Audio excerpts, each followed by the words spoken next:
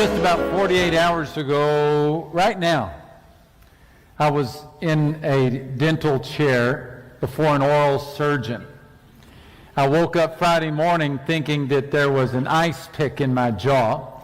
Thanks to 3 different dentists, all of whom attend this church, Dr. Tyler Ferris, Char Ferris, and Dr. Stephen Buckley, I was informed that something needed to come out. And so the good news is I was able to put our little teaching series to the test, because just as I leaned back and they put the gas on my face, the last thought I had was, I'll get through this. It won't be quick, and it won't be painless. So if you don't like the sermon, you can blame them. If you do like it, you can blame them too. You have an outline in your handout if you'd like to pull it out and follow along. If you're watching online, I invite you to click the YouVersion button. Join us online. Welcome to all of you in the overflow rooms. May God's blessings be upon you as well. We're going to open our Bibles to Genesis 39. After we say a prayer, we'll get right to work. For your mercy that kept us all week, we give you thanks, and for your mercy that sustains us even now. We bless you. Forgive, please, the sins of the one who speaks. They are many. And may we see Jesus and just Jesus. Through Christ we pray. And all the church said. A middle-aged couch potato received a gift from his wife, a week of private workout lessons at the local health club. His trainer was Tanya, a 26-year-old aerobics instructor and athletic clothing model. He documented the outcome in an exercise diary. Day 1. Started the morning at 6 a.m. Tough to get up, but worth it when I arrived at the health club and Tanya was waiting for me. She's something of a goddess, with blonde hair and a dazzling white smile. Tanya was very encouraging as I did my sit-ups, though my gut was already aching a little from holding it in the whole time I was talking to her. This is going to be great. Day 2. Took a whole pot of coffee to get me out the door, but I made it. Tanya had me lie on my back and push this heavy iron bar up into the air. And then she put some weights on it. Legs were a little wobbly on the treadmill, but I made it. Her smile made it all worthwhile. Muscles feel great. Day 3. The only way I can brush my teeth is by laying the toothbrush on the counter and moving my mouth back and forth over it. Driving was okay as long as I didn't try to steer. Tanya was a little impatient with me and said that my screaming was bothering the other club members. Day 4. Tanya was waiting for me with her vampire teeth in full snarl. I can't help it if I was an hour late. It took me half an hour late. It took me that long just to tie my shoes. I hid in the men's room until she sent Biff looking for me. Day 5. I hate Tanya. I hate Tanya more than any human being has ever hated any other human being in the history of the world. If there was any part of my body not in extreme pain, I would hit her with it. She thought it would be a good idea to work out my triceps. Well, I have news for you, Tanya. I don't have triceps. Day 6.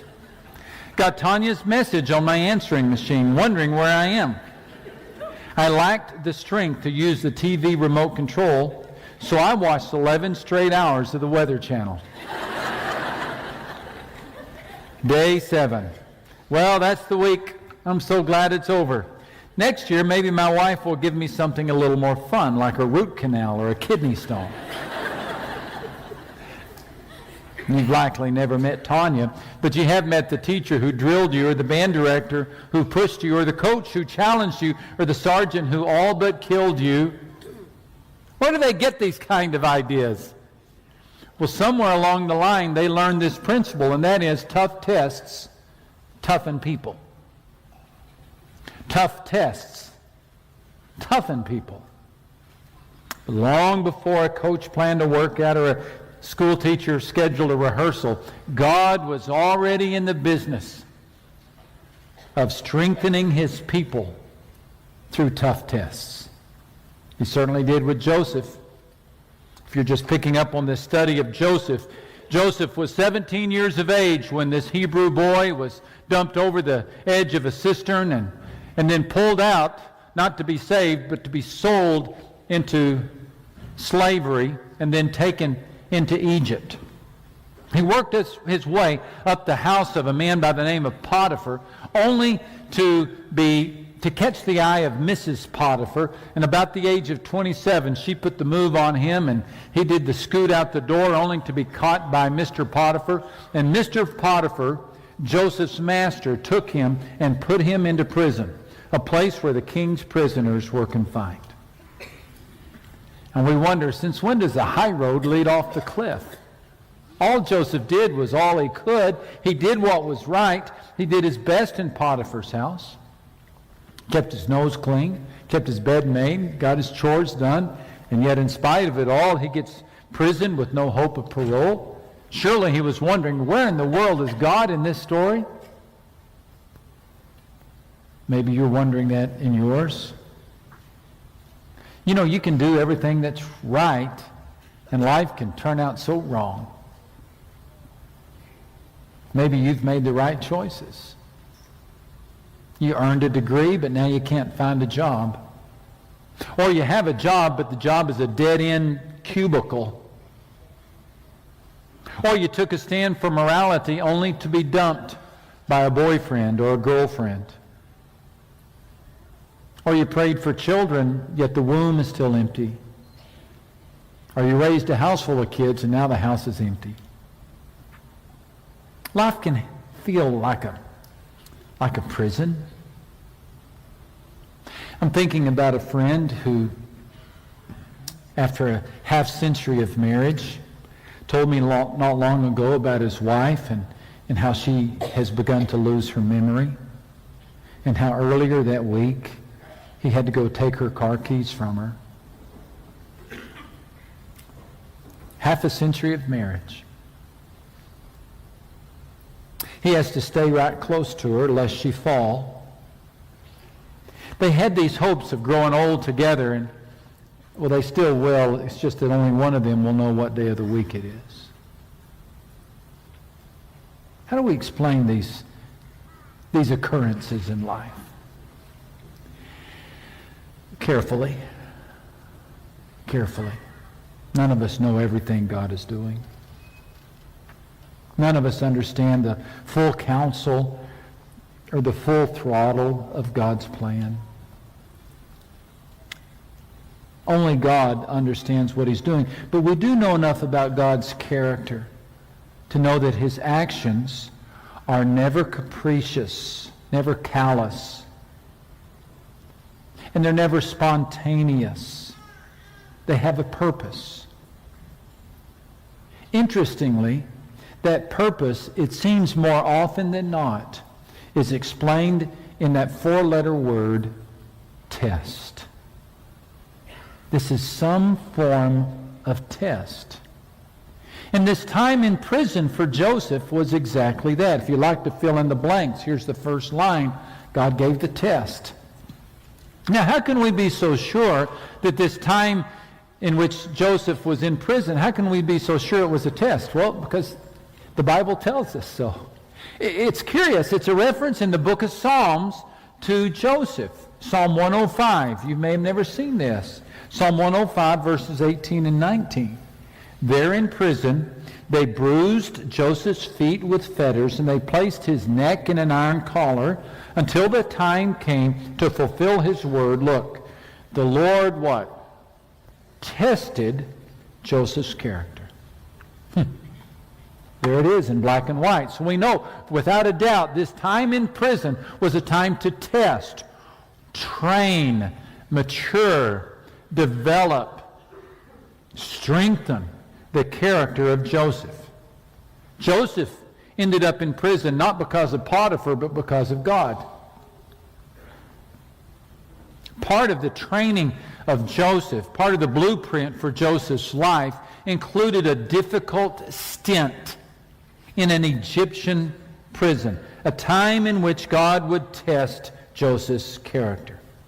It's not easy, nor is it always possible, to differentiate the difference between temptation and testing. But it seems that last week's message was a picture of temptation, of Satan trying to cause Joseph to stumble and fall. And this is a picture of testing, of God bringing a challenge to help Joseph stand strong. Satan wants to trip us up so we'll fall. God wants to test us so we'll be strong. Satan is always trumped by God, so even the temptations of Satan eventually become tests that strengthen us. And this, no doubt, is a test of God, intended to test or put some strength in the soul of Joseph. Early translations of Psalm 105 mistakenly translated the word neck as soul.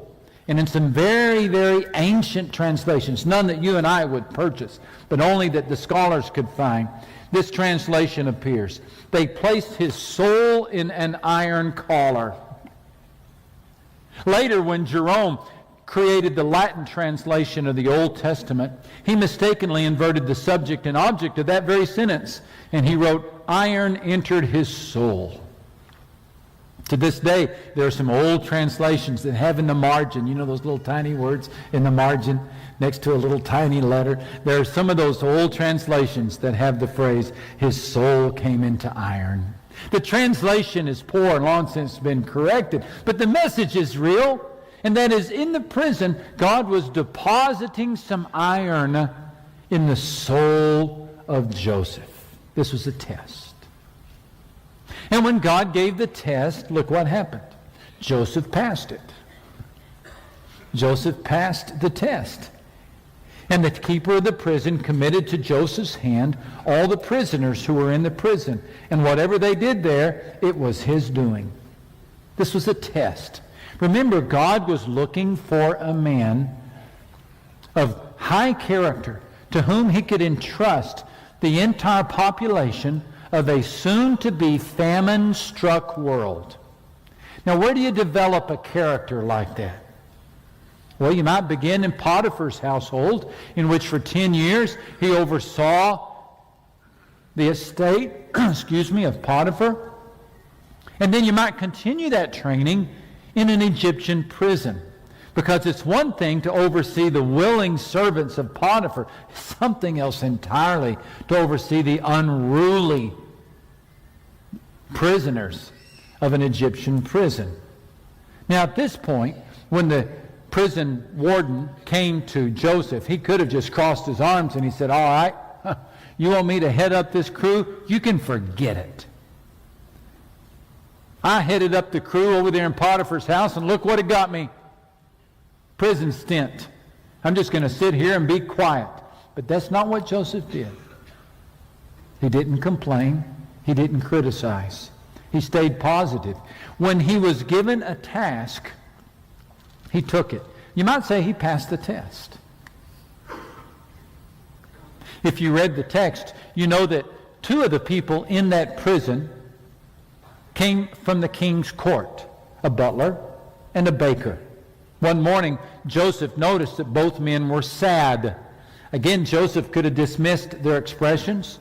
What concern was their sorrow to him? Who cares if they were sullen? Who cares if they were bitter? Joseph, however, took an interest in them. In fact, the first recorded words of Joseph in prison are terms of kindness. He said, "Why do you look so sad? Why do you look so sad?" I don't know about you, but I think compassion would be a suitable quality for somebody who's about to be put in charge of feeding the whole world. Joseph passed another test. When he saw a hurt, he addressed it. As the story goes on, the butler and the baker were disturbed by their dreams. In his dream, the butler saw a vine with 3 grape-bearing branches. He pressed the grapes and gave them to the king. The baker dreamed about the bread, 3 basketfuls on his head, and then they were eaten by the birds. Joseph listened to the dreams, and he told the butler, he said, well, I've got good news for you. He told the baker, he said, I've got bad news for you. To the butler, he said, you'll be out in 3 days. To the baker, he said, you'll be dead in 3 days. One gets a new start, the other gets a noose around the neck. Another test. Well, Psalm 105 said this is a test. Maybe the test was, could Joseph be trusted to share the news, both good and bad, if God gave it to him? If God told him to tell Pharaoh, you can expect 7 years of abundance and then 7 years of famine, could Joseph be trusted to deliver both the good news and the bad news? Apparently he could. Because when God gave him a message, he shared it. The good news with the butler, the bad news with the baker. Test, test, test. You know, this looks like a prison, doesn't it? Smells like a prison, sounds like a prison. But if you were to ask the angels who are looking down from heaven and say, where's Joseph? They would say, oh, he's in a testing time. And you? Maybe it looks like unemployment. Maybe it feels like rehab. Maybe it sounds like a hospital. But I'm wondering for some of you, if we could ask the angels, where is she? They would say, oh, she's in training right now. She's in a time of testing.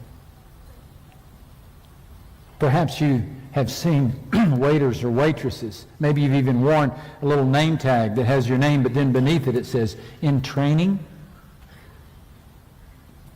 God gives those out too. And he looks at us and he says, okay, it's time for a time of testing. It's time for a time of training. If you are in a time of training, a time of testing, then you've probably already had this thought, and that is, God must not love me anymore. He must not care for me anymore. He's turned away from me, because our initial reaction to a time of testing is we assume that means the absence of God, but just the opposite. He has his eye on you. He sees what you're going to need tomorrow, or what the kingdom is going to need tomorrow, and he gives it to you today by taking you through a time of testing. Did you know that the Hebrew word for test comes from a Hebrew verb that means to see or to look intently? So, to pass through a time of test is to be in the eye of God, in the gaze of God. Think about this. The creator of the universe has said, oh, I've got a special task for that person, so I'm going to pass them through a time of testing, so that when the test comes later, the strength will be there today. By the way, did God have the right to do this to Joseph? Change the question. Does God have the right to do this to you? He is the potter, and we are the clay, right? He is the shepherd, and we are He's the vine dresser, and we're the vine. He's the author, we're just the words. He's the teacher, we're just the student. He's the creator, we're the created. A good prayer for us to learn to pray is, God, do not stop this struggle until you have accomplished everything you want in my heart during this time of testing. Friend, you're going to get through this. You are. All tests are temporary. You'll get through this. I'm not saying it's going to be quick, nor am I saying it's going to be painless. But if God can make a prince out of a prisoner, if he can draw and hone a hero out of a hole, don't you think he can do something with this mess in which you find yourself? Of course he can. But in the meantime, you have to do your part. What's your part? Here it is. Take the test. How do you take the test? Well, I think we at least do what Joseph did, and that is when you're given a task, take it. No task is too small. Do you aspire to do great things? Then show up on time. Do your work. Don't complain. God watches the way we do little tasks. If you're faithful over a few things, He'll set you over many. Did you notice that Joseph succeeded in the kitchen of Potiphar and the dungeon of Pharaoh before he succeeded as prime minister of Egypt? He cared for the butler and the baker before he cared for the nations. The reward of a good work is greater work. So do good work. Now's the time to just do good work. Let others bemoan the humble charge. Let others grumble in the corner of the prison cell. Not you. You know you're in a time of training. God is shaping your character. And today's slave is tomorrow's prime minister. So if you're given an humble task to do, do it. That's part of the training. And when you see a hurt, address it. We can only wonder, what if Joseph had ignored the sadness on the faces of the officers? What if he had ignored the butler and the baker? What if he said, I'm not going to talk to them? If you know how the story progresses, you know that it is the memory of the butler that serves to get Joseph out of prison. I hope I'm not giving away the end of the story to you. But if he had ignored the butler, then the butler would have had no memory of the kindness of Joseph. Yes, it was the kindness of Joseph that served as the key to open the door through which Joseph could pass. Kindness. What are you supposed to do during this tough time of testing? Well, I'd suggest you just be kind. It's no time for a pity party. Cancel the woe be me music. This is a time for service, not self-centeredness. And when God gives you a message to share, share it. Did you know, if you're in a test, let me just tell you, God has enrolled you in a postgraduate course of difficulty. And what you are learning in this postgraduate course of difficulty, you will someday teach to someone else. I know. You did not sign up for this course. I know. And I know it's a hard course. No one ever signs up for the course of single parenthood or caring for an aging parent or raising a handicapped child. You didn't sign up for it, but God signed you up for it. He's the maker. And He must think highly of you to give you this difficult assignment. God is the dean of the University of Hard Knocks. And He alone defines our curriculum. And sometimes He gives us these tough assignments so that we in turn can teach others. Have you ever seen this verse in 2 Corinthians chapter 1, verses 4 and 5? God comes alongside us when we go through hard times. And before you know it, He brings us alongside someone else who is going through hard times so that we can be there for that person just as God was there for us. Here's what I'm wondering. That maybe this tough time you're going through has nothing to do with you, but has something to do with someone else. So that when they go through it, you can give a word of encouragement to them. Henry Ward Beecher, celebrated preacher of over 100 years ago. Of the many stories he tells, I love the one in which he reflects on growing up in a very poor home. His father was a pastor just as he. He was raised in a family of 11 children, and the father was living or trying to live off of a salary of $800 a year. He remembers the poverty. He writes, how ministers ever lived in those times I cannot conceive. I remember that at the table one time my father was drinking his tea in his way, having poured it into a saucer to cool and then resting his two elbows on the table. Mother sat opposite, murmuring in her sweet, refined, gentle, sad way that the bills were due, that she had no money, that indeed she did not see how they could get along, that for her own part she expected to die in the poorhouse. At that, my father dropped his hand to the table, and his eyes sparkled. Something was coming. "My dear," he said, "I have trusted God now for 40 years, and he has never forsaken me. I am not going to begin to distrust him now." That woke me up. It was better than the catechism. It sank into me.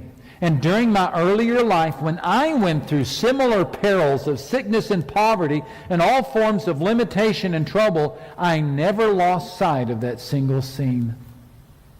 That sentence was never out of my ears. I trusted God for 40 years, and I'm not going to distrust him now. I wonder if the test of the Father wasn't for the sake of the Son. I wonder if the test of Elder Beecher wasn't for the sake of Beecher Jr., so that Beecher Jr. would remember the faith modeled for him by his father. And I wonder if your test isn't for someone else, so that that coworker, that neighbor, that wife, that child, that grandchild, somebody might see you suffer with dignity and nobility and remember how you modeled the message of God in their lives. Agnes did this. When Agnes was a young girl, she gave her heart to God, and she was on fire for her faith. She left her family, she left her home, even left her country. She became a missionary. She gave God everything, and in exchange, God gave her a test of loneliness. She felt as if God had left her. She wrote in her journal, "Deep down there is nothing but emptiness and darkness. My God, how painful is this unknown pain. I have no faith." But still she worked and served, and she even smiled. But on and off, for 50 years, she felt this depressing isolation, this secret pain. Only later in her life did she come to understand that this pain, like Joseph's prison, was a part of God's plan. She said this loneliness was her way to better understand, quote, "the hungry, the naked, the homeless, the crippled, the blind, the lepers, and all the people who feel unwanted." God was teaching her compassion so that she, Agnes, or we call her Mother Teresa, could have more compassion on the people for whom she cared. She came to see it as part of her call. Could I close by inviting you to do the same? See this time of testing not as an interruption to your life, but as preparation for your life. Not as a suggestion that God isn't here, but no, as proof that he is. Not as a question of your legitimacy, but as proof of your legitimacy.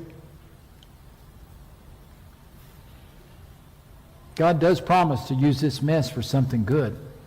This trouble you're in isn't punishment, it's training. The normal experience of children. God is doing what is